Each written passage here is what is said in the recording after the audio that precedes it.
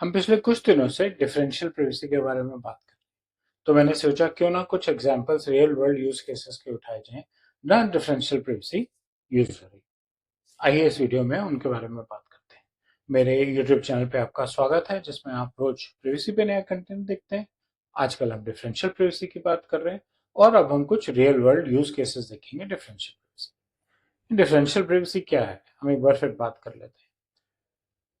जब हम personal data collect करते हैं हम उसकी सेफ्टी चाहते हैं। उस सेफ्टी के लिए हम कोई ना कोई प्राइवेसी एनहेंसमेंट टेक्निक यूज करते हैं जिसमें एन्क्रिप्शन जो है वो सबसे ज्यादा कॉमन है। एन्क्रिप्शन के बाद आती है एनोनिमाइजेशन। एनोनिमाइजेशन में हम डेटा का कुछ पार्ट हाइड भी कर लेते हैं और खास करके ऐसे केसेस जहां हमने कुछ डेटा कलेक्ट किया है जो रिसर्च के लिए जा रहा है।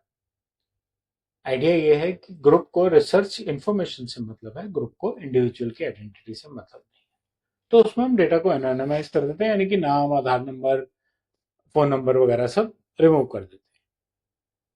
हेल्थ केयर है, इंपॉर्टेंट क्या है कि कौन से मौसम में किस उम्र के आदमियों को बीमारी ज्यादा हो रही है। इंपॉर्टेंस ये नहीं है कि उस आदमी का नाम क्या है, उसका आधार नंबर।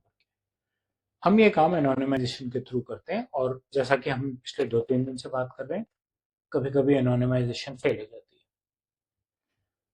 डिफरेंशियल प्राइवेसी एक रैंडमनेस, एक नॉइज ऐड करता है उसके। वो नाम, पता, फोन नंबर ऐसी कोई पीआईआई को रिमूव नहीं करता। वो बिल्कुल आपको ये भी नहीं पता लगने देता कि यूजर कौन है। सारी इंफॉर्मेशन वही है, लेकिन कुछ ऐसे नॉइज ऐड कर दिया है, कुछ ऐसे रैंडमाइजेशन डालने का पैटर्न डालती है उसके अंदर कि आप उस इंफॉर्मेशन को देख के भी पहचान नहीं सकते और ना ही उस इंसान की जिसकी वो इंफॉर्मेशन है उसकी पहचान बना सकते हैं। एनोनिमाइजेशन में क्या गैप आता कि अगर दो रिसर्च एक जैसी हैं या अगर कोई पैटर्न है, ठीक। जैसे फॉर एग्जांपल यही वाली हेल्थ केयर की केस स्टडी है, एक मोहल्ले पे हो रही है, उस मोहल्ले में 50 साल का एक ही आदमी है, उसकी एक बीमारी पता लग गई। तो अब आप डेटाबेस में से एनोनिमाइज डेटा देखें ना देखें, आपको बंदे की आइडेंटिटी पता लग गई, पैटर्न क्रिएट हो जाएंगे ऐसे। और एक दूसरा एग्जांपल है नेटफ्लिक्स का। नेटफ्लिक्स ने एक मूवी पे रिसर्च की, उसको एनोनिमाइज कर दिया, यूजर की इंफॉर्मेशन गायब है, डेटा पब्लिश कर दिए, रिसर्च की। रिसर्चर्स ने आईएमडीबी की एक रिसर्च उठाई सेम मूवी पे और दोनों के आउटपुट्स को कंपेयर करके एक पैटर्न बना लिया और पूरी की पूरी डेटाबेस रिक्रिएट। तो जहां कोई ऐसा एक्सटर्नल पैटर्न बन सकता है, वहां पे एनोनिमाइजेशन फेल हो जाती है। वहां पे हम डिफरेंशियल प्राइवेसी करते हैं, जैसे एप्पल वाले करते हैं। एप्पल वाले जब आपको डिवाइस देते हैं उसमें डिफरेंशियल प्राइवेसी इंप्लीमेंटेड है लोकली आपके डिवाइस। तो आपका कोई भी डेटा जो यहाँ से एप्पल जाता है, जैसे आपके सफारी का ब्राउजिंग पैटर्न एप्पल जाता है, जैसे आपके अगर कोई ऑपरेटिंग सिस्टम में कुछ क्रैश होता है तो क्रैश डायग्नोस्टिक्स का एक डिटेल बन के एप्पल में जाती है। तो एप्पल वाले उसको अपने पास बुलाने से पहले लोकली डिफरेंशियल प्राइवेसी अप्लाई कर लेते हैं, यानी कि उनको ये तो पता है कि इन्फॉर्मेशन क्या है, लेकिन ये नहीं पता कि इन्फॉर्मेशन किसकी है। ठीक है। उनको क्या फायदा होता है, उनके रिसर्चर्स क्या देख रहे हैं, उनके रिसर्चर देख रहे हैं उनका कौन से इमोजी ज्यादा यूज होता है।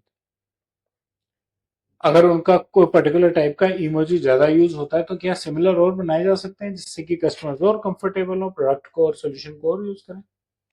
आजकल लोगों को टाइप करते हुए नए नए वर्ड्स बनाने की आदत पड़ गई। एप्पल क्या करता है, ऐसी नए वर्ड जो क्रिएट हो रहे हैं उनकी इंफॉर्मेशन लेता है अपने पास, क्योंकि उन्होंने ऑटो कंप्लीट का फीचर दिया आपको, और वो उस डेटाबेस में अपडेट करके नेक्स्ट टाइम ऑटो कंप्लीट में आपको इस नई वोकैबुलरी की ऑप्शन है। तो यूजर फ्रेंडली है, लेकिन यूजर कौन है वो नहीं पता। कस्टमर एक्सपीरियंस एनहांस कर दिया, इंडिविजुअल कौन है एप्पल को नहीं पता। ऐसे ही गूगल ने अपने ऑपरेटिंग सिस्टम में इम्प्लीमेंट किया हुआ डिफरेंशियल प्राइवेसी। क्रोम के यूसेज स्टैटिस्टिक्स जाते हैं, मैप से ट्रैफिक ट्रेंड पता लगता है, इस जगह से इस जगह कितने बजे कौन से दिन कितना ट्रैफिक होता है। ये इंफॉर्मेशन तो जाती है आपके मैप से गूगल से, तो वो ट्रैफिक ट्रेंड्स बना लेते हैं, लेकिन यूजर की आइडेंटिटी नहीं जाती। सॉरी, यूजर की आइडेंटिटी नहीं जाती। तो आपकी जो लोकेशन प्राइवेसी है वो पूरी तरह से सेफ है। गूगल को नहीं पता आप कहां घूम रहे हैं, और गूगल ने तो अपनी डिफरेंशियल प्राइवेसी की लाइब्रेरी ही ओपन सोर्स की तरह लॉन्च करती है कि अगर किसी और को भी देखना है तो वो यूज कर सकता है। एंड्रॉयड, क्रोम और मैप्स में डिफरेंशियल प्राइवेसी है। ऐसे यूएस सेंसस वालों ने 2020 में डिफरेंशियल प्राइवेसी डाल दी, मैथमेटिकल नॉइज डाला, हाउस होल्ड लेवल की छोटे छोटे गांव, छोटे छोटे शहरों की इंफॉर्मेशन कलेक्ट कर ली। लेकिन इस नॉइज की वजह से, इस डिफरेंशियल प्राइवेसी की वजह से रिवर्स इंजीनियरिंग नहीं हो पाई। तो कोई भी ये नहीं आइडेंटिफाई कर पाया कि किस कम्युनिटी के, किस रेस के, किस उम्र के लोग उस गांव में रहते हैं।